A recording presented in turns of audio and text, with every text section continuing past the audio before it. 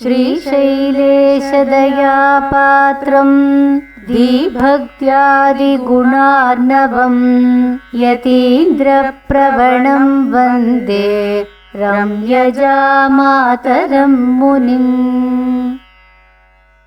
वानाद्रियोगी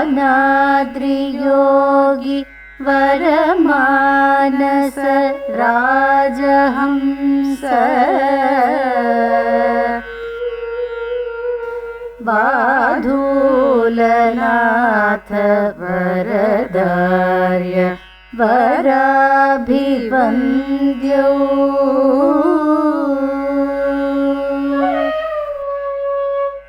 सौम्योपयन्तृमुनिवर्य सरोजशङ्खचिह्नौ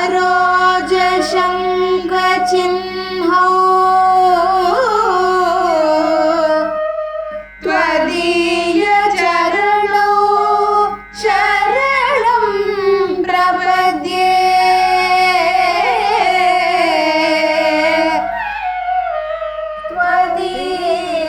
त्वदीयचरणौ शरणं प्रपद्ये।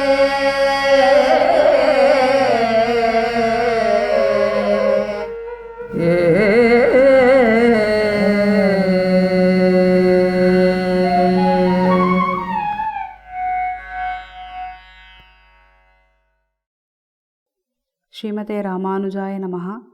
ஸ்ரீமத் வரவரமுனையே நமஹ.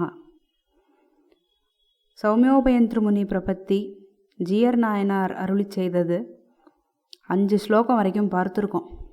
இன்றைய தினம் 6வது ஸ்லோகம் காண இருக்கிறோம். ரொம்பவும் ஒரு அழகான ஸ்லோகம் இது. மணவாள மாமுனிகளுடைய திருவடி கிட்டையே இருந்துண்டு அவர் திருவடியவே ஆசிரியிச்சுண்டு வரவரமுனி பிருத்தியர்களாக இருந்த 2 பெரிய மகதாச்சாரியர்களை பற்றி இந்த ஸ்லோகத்தில் ஜீயர் நாயனார் கொடுக்குறார் நமக்கு. அழகான ஸ்லோகம். வானாத்ரியோகி வரமானச ராஜஹம்ச.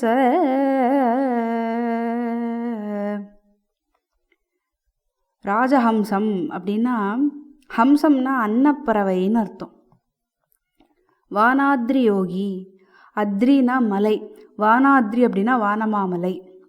இப்போ வானமாமலை ஜீயர் அப்படின்னு நம்ம சம்பிரதாயத்தில் சொல்லுவோம். அதாவது பொன்னடிக்கால் ஜீயர் அப்படின்னு அவருக்கு திருநாமம். மணவாள மாமுனிகளினுடைய முதல் சிஷ்யர், அஷ்டதிக்கஜங்களில் முதன்மையானவர் இவர் தான்.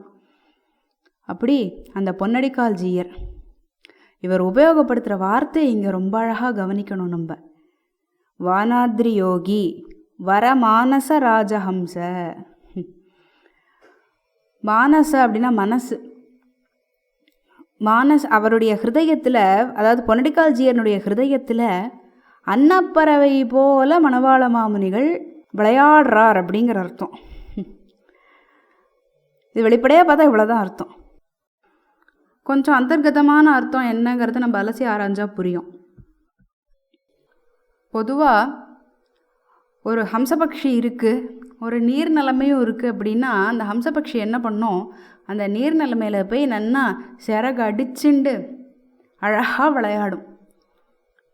அது கொஞ்சம் கூட டயர்டே ஆகாது, அப்படி விளையாடின்னு இருக்கும். இப்போ பொன்னடிக்கால் ஜீயனுடைய ஹிருதயம் மணவாள மாமுனிகளை நினைக்கும் பொழுது நீராய் அலைந்து கரையை உருக்குகின்றதாம்.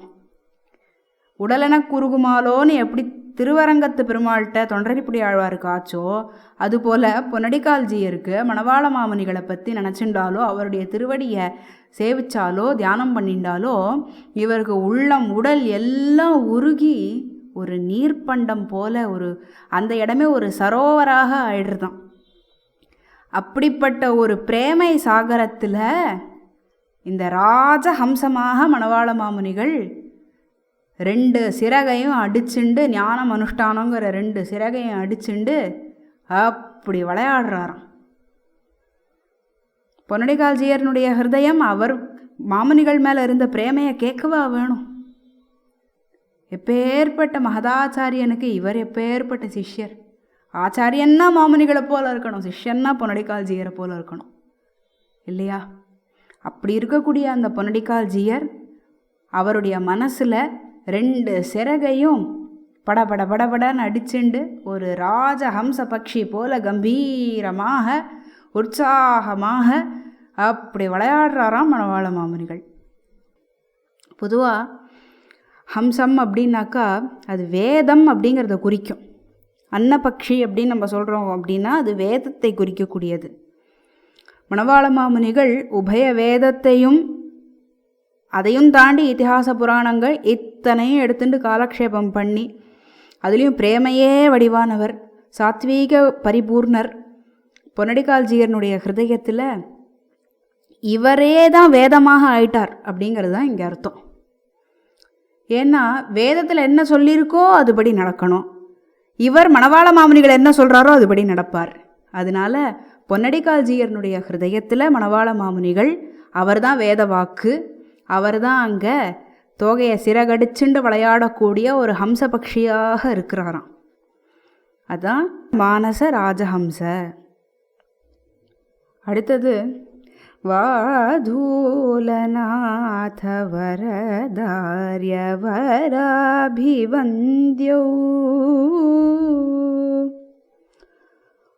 விபுல வாதூல கோத்ரோத்பவானாம் வரம் அப்படின்னு கோவில் கந்தாடை அண்ணனுடைய தனியன். அஷ்டதிக்கஜாச்சாரியர்களில் 2 பேர்னுடைய திருநாமத்தை இங்கே இவர் ரொம்ப அழகாக கொடுக்குறார். முதல்ல வானமாமலை பொன்னடிக்கால்ஜியர், அடுத்து இப்போ கோவில் கந்தாடை அண்ணன். அவருடைய திருநாமம் வரதநாராயண குரு, வரதகுரு இப்படின்லாம் அவருக்கு திருநாமம். அந்த கோவில் கந்தாடை அண்ணன் மற்றும் முதல்ல குறிப்பிடப்பட்ட பொன்னடிக்கால்ஜியர் இத்தியாதி பல ஆச்சாரிய புருஷர்களால் சேவிக்கப்படக்கூடிய மணவாள மாமுனிகளுடைய திருவடி அப்படிங்கிறது தான் கொடுக்குறார். வராபிவந்தியௌ, இவா எல்லாருக்கும் புகலிடமாக இருக்கக்கூடியது மாமுனிகளுடைய திருவடி அப்படிங்கிறது. இந்த ஸ்லோகத்தில் இவா 2 பேரை இவர் ஏன் எடுத்தார் அப்படிங்கிறது ரொம்ப முக்கியமான விஷயமாக பார்க்கணும். இதில் என்னன்னா பொன்னடிக்கால்ஜியனுடைய தனியன் என்ன சொல்கிறது, ரம்யஜாமாத்ரு யோகீந்திர பாதரேகாமயம் சதா. அதாவது மணவாள மாமுனிகளுடைய பாதரேகையாகவே இருந்தவராம் பொன்னடிக்கால்ஜியர். அதனால தான் அவருடைய தனியனில் அப்படி சொல்லப்படுறது. எறும்பியப்பா திருவாய் மலர்ந்தருளிய வரவர முனி சதகத்தில் முதல் ஸ்லோகத்திலேயே என்ன எடுக்கிறார், வரவர முனிவர்ய பாதுரத்னம் வரதகுரும் குருமாஸ்ரயே குருநாம். அதாவது வரதகுருங்கிற கோயில் கந்தாடை அண்ணன் மணவாள மாமுனிகளுடைய பொன்னடியாம் செங்கமலம் அப்படிங்கிற ஸ்தானத்தை அடைந்தவர். அதுதான் இப்போ இந்த இடத்துல மாமுனிகளுடைய திருவடி, அந்த திருவடியில் பாதரேகையாகவே இருக்கக்கூடிய பொன்னடிக்கால்ஜியர், அந்த பாதுகையாகவே இருக்கக்கூடிய கோவில் கந்தாடை அண்ணன். இந்த 2 மகதாச்சாரியர்களை வச்சுண்டு மாமுனிகளுடைய திருவடி நமக்கு வேணும், இந்த 2 ஆச்சாரிய புருஷர்களும் நமக்கு புருஷகாரமாக அமையணும் அப்படிங்கிறது போல ஒரு அந்தர்கதமான அர்த்தம் இருக்குமோன்னு இவ்வடியவளுடைய அபிப்பிராயம். அவ்வளவுதான். இந்த நோக்கத்தில் தான் சௌமியோபயன் திருமுனி பிரபத்தியில் இந்த ஸ்தோத்திரம் அமைஞ்சிருக்கோங்கிறது அடியன் அபிப்பிராயம். அப்படி இந்த 2 மகதாச்சாரியர்களுடைய திருநாமத்தையும் வச்சுண்டு இந்த 2 பேராலையும் சேவிக்கப்படக்கூடிய மணவாள மாமுனிகளுடைய திருவடி. சௌமியோபயன் திருமுனிவர்ய சரோஜ சங்க சின்ஹோ.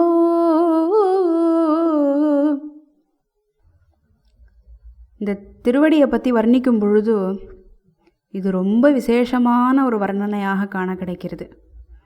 மணவாள மாமுனிகளுடைய திருவடியில் இன்னும் சில ரேகைகள்லாம் காண கிடைக்கிறது அப்படிங்கிறது நமக்கு இந்த ஸ்லோகத்தின் மூலமாக ஊர்ஜிதமாகுது. என்னன்னாக்கா வெறும திருவடி அடையணும் அப்படின்னு மட்டும் சொல்லின்னு இருக்கோமே, அந்த திருவடிக்குன்னு ஒரு சில குணாதிசயங்கள் இருக்குது. அதை என்னங்கிறது இந்த ஸ்லோகத்தில் இவர் கொடுக்குறார். பொதுவாக திருவடி அப்படின்னு சொன்னாலே திருவடி தாமரை அப்படின்னு நம்ம சொல்லுவோம் இல்லையா. இந்த இடத்துல சௌமியோபயன் திருமுனிவர்ய சரோஜ அப்படின்னு ஒரு வார்த்தை இருக்குது.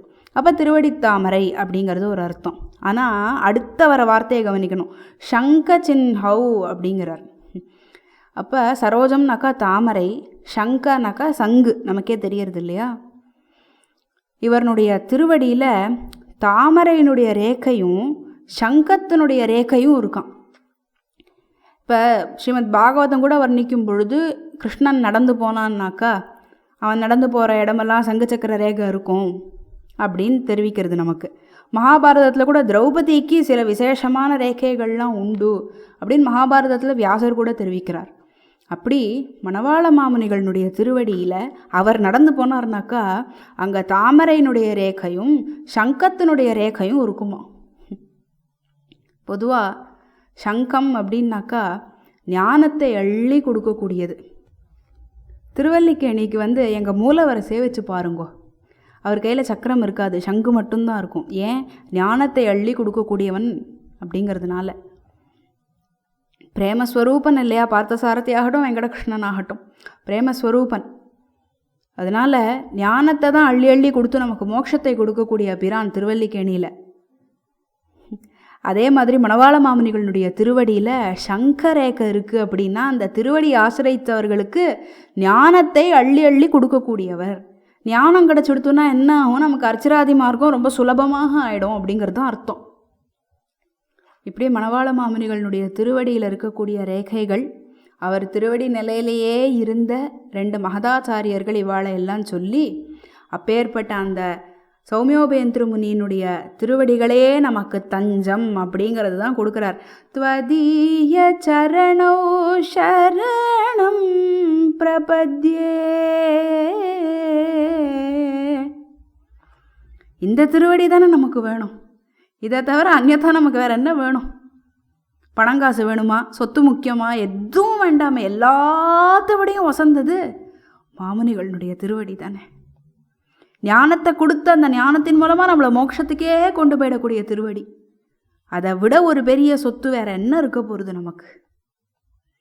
அந்த எண்ணத்தில் இந்த ஸ்லோகத்தை ரொம்ப அழகாக தலை கற்றார் ஜீயர் நாயனார்.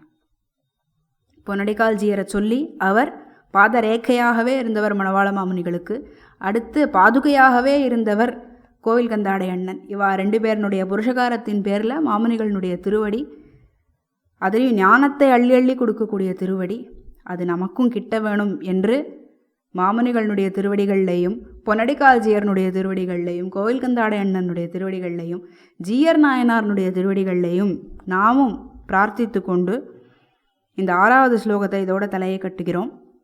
அடுத்து 7வது ஸ்லோகத்தில் இன்னும் சில வரவரமுனி பிருத்தியர்களை பற்றி அவர் கொடுக்குறார். அந்த வைபவத்தை நாளை தினம் அனுபவிப்போம். ஆழ்வார் எம்பெருமானார் ஜீயர் திருவடிகளே சரணம்.